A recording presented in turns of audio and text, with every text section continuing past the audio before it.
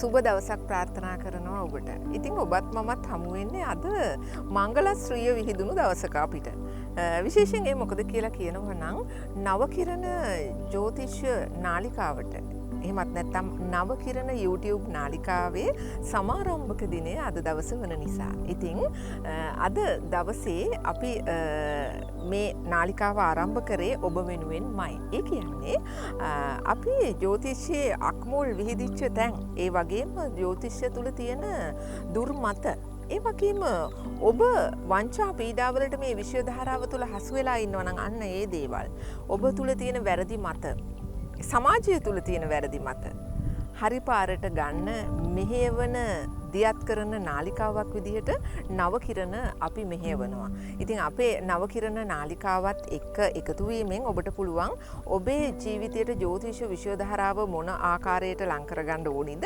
ඒ වගේම ඔබේ ජීවිතයේ සාර්ථකත්වය පිණිස නවකිරණ හරහා අපි දෙන තොරතුරු, දෙන විෂය කරුණු, කාරණා ඔබේ ජීවිතයේ ආලෝකමත් භාවය පිණිස යොදා ගන්න. සාමාන්‍යයෙන් අඳුරෙන් ආලෝකයට යන්න තියෙන මාර්ගයක් තමයි ජ්‍යොතිෂ විෂය ධාරාව. ඔබ ඒ බව දන්නවා.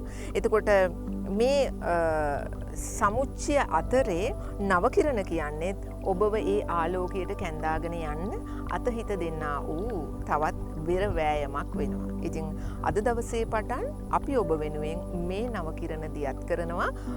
ඔබට ඔබේ දැනුම පුළුල් කරගන්න, ඔබ රැවටීම් වංචාවලට අහු වෙන එක වළක්වන්න, ඒ වගේම ඔබට හරි දැනුම, මේ විශ්ව ධාරාව පිළිබඳව හරි දැනුම ලබා දෙන්නට.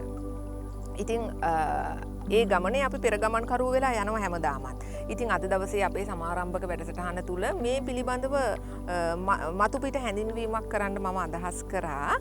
ඉතින් අපේ වැඩසටහන් දහස් ගණනින් බලලා තියෙන ඔබත් එක්ක මේ පිළිබඳව හදාරනකොට, කතා කරනකොට සාමාන්‍ය ඕනෑම කෙනෙකුට තේරෙන සරල දැනුම ඒකරාශී කරගෙන කතා කරන එක හොඳයි කියලා මම හිතුවා.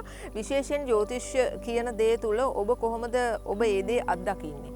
ඔබ කොහොමද ජීවිතයට ජ්‍යොතිෂය එකතු කරගන්නේ? දැන් මම දැකලා තියෙන දේවල් තමයි සමහර අවස්ථාවල් වලදී අපේ විශ්ව ධාරාව සමහරු ඕනෑවට වඩා ජීවිතයට ලං කරගන්න. හැම එකටම කේන්දරේ Tamanට හිතේ ශක්තියෙන් යුතුව මහන්සි වෙලා කරගන්න පුළුවන් දෙයටත් කේන්දරේ කරනකම් බලා ඉන්න අය ඉන්නවා.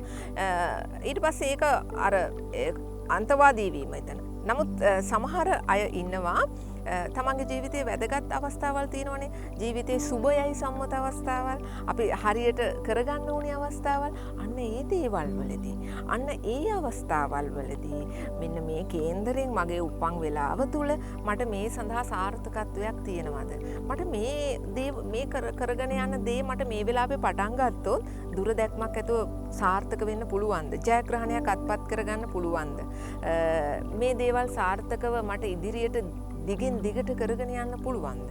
මෙන්න මේ ආකාරයට හරි තැනට, හරි විදියට, හරි මාත්‍රාවට ජ්‍යොතිෂය එකතු කරගන්න අයත් ඉන්නවා. අපිට සමාජයේ විවිධ අය අපේ විශ්ව ධාරාවත් එක්ක එකතු වෙලා ඒ අය අපිත් එක්ක කතා බහ කරගන්න, හුවමාරු කරගන්න අදහස් වලින් මේ දෙපාර්ශවයම සමාජයේ ඉන්නවා කියන එක අපිට තේරුම් ගිහිලා තියෙනවා. එතකොට මේකෙන් මොකද්ද හරි දේ? කොහොමද හරි දේ අපි තෝරා ගන්නෙ?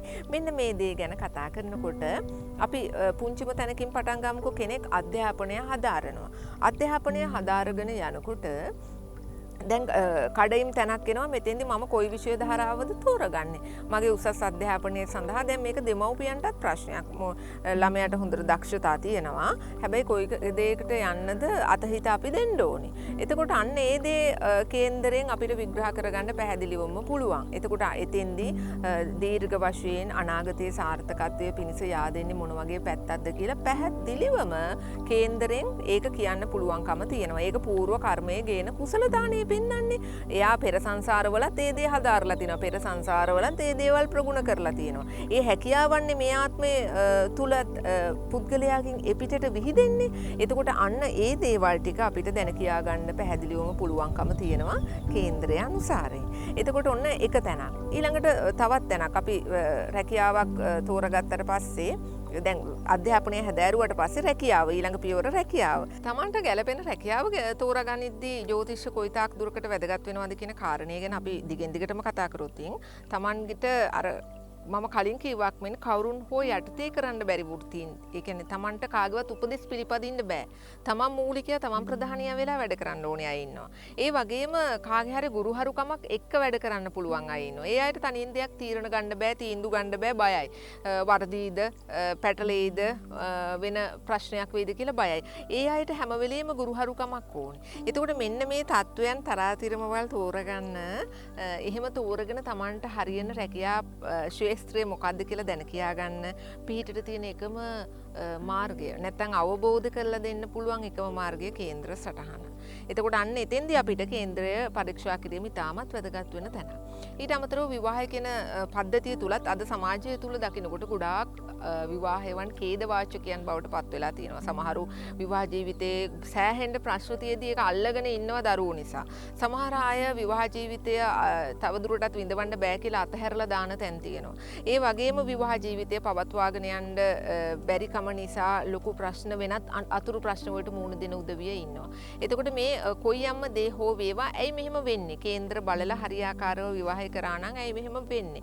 එතකොට මේ දේ ගැන කතා කරනකොට විශේෂයෙන්ම අපිට ඒත්තු ගන්නන්න තියෙන්නේ හරි විදිහට කේන්ද්‍ර පරීක්ෂාවක් වෙලා නැතිකම. විශේෂයෙන් කේන්ද්‍රයක් පරීක්ෂා කරනකොට විවාහයට පෙර කේන්ද්‍රයේ වැදගත්ම වෙන කාරණාව තමයි පොරොන්දම් පරීක්ෂාවට කලින් ග්‍රහ පිහිටීම් වල තියෙන පරීක්ෂාව. ඒක ඉතාම වැදගත් වෙනවා. ඒ ඇයි කියනවා නම් අපිට ඒවා තෝරලා බේරලා ඛණ්ඩනය කරලා ගන්නවා නම් කුජ දෝෂය ගැන ඔබ කොහොමද දන්නවනේ? කුජ දෝෂය. එතකොට ඒ වගේම හතර කේන්ද්‍රයේ පාළු වීම, කාල සර්පයෝග දෝෂය, ඒ වගේම විෂකන්‍යා දෝෂ, පුරුෂ නාශක යෝග, ස්ත්‍රී නාශක යෝග, මේ දේවල් ඉතාමත් වැදගත් වෙනවා විවාහයක් සාර්ථක කරගන්න හරියාකාරව ගලප ගන්න. ඉතින් ඒ දේවල් ඉතාම හොඳින් ගැලපිලා තියෙනවා නම් අපිට පොරොන්දම් පරීක්ෂාව කියන්නේ සුළු දෙයක්. පොරොන්දම් පරීක්ෂාවට පෙර මේ දේවල් බොහොම හොඳින් ගැලපිලා තියෙන්නට ඕනේ. ඉතින් ගොඩක් දෙනෙක් දන්නේ නැති තොරතුරු මේවා. ඉතින් ඒ නිසා ඒ දේවල් පිළිබඳව ඔබ අවබෝධයක් ලබා ගන්නම ඕනි. එහෙම නැති වුණොත් අර තවදුරටත් ඉස්සරහට සිද්ධ වෙන විවාහයන් තුළ මහා ඛේදවාචක නිර්මාණය වෙනවා. එතකොට ඒකෙන් පස්සේ සිද්ධ වෙන දේ තමයි ඒ විවාහ ඇතුලේ උපදින දුවා දරුවන් සමාජයට මූණ දෙන හෙට දවසේ ඒගොල්ලෝ මානසික වශයෙන් බොරා පීඩාවට පත්වෙච්ච දරුවෝ බවට පත් වෙනවා. ඉතින් ඒ නිසා මේ සමාජයේ යන රාමුවට එරෙහිව උඩුගම් බලා යන්න නවකිරණ අද පටන් ගමනක් ගන්නවා. ජ්‍යොතිෂයේ වල් බිහි වෙච්ච අයින් කරලා අපි සාරවත් ගමනක් යමු. ඔබත් එක්ක අත්වැල් බැඳ ගන්න අද දවසේ එහෙමනම් අපි සපත වෙනවා ඒ දේ ඔබ වෙනුවෙන් ඉටු කරනවායි කියලා. රැඳෙන්න කියලා ආරාධනා කරනවා. නවකිරණත් එක්ක හැම දවසකම ඔබේ දැනුමට අපි එකහුව වෙනවා හැම දවසකම. ඔබට එහෙමනම් සුබ දවසක් ප්‍රාර්ථනා කරනවා. අයිබෝවන්.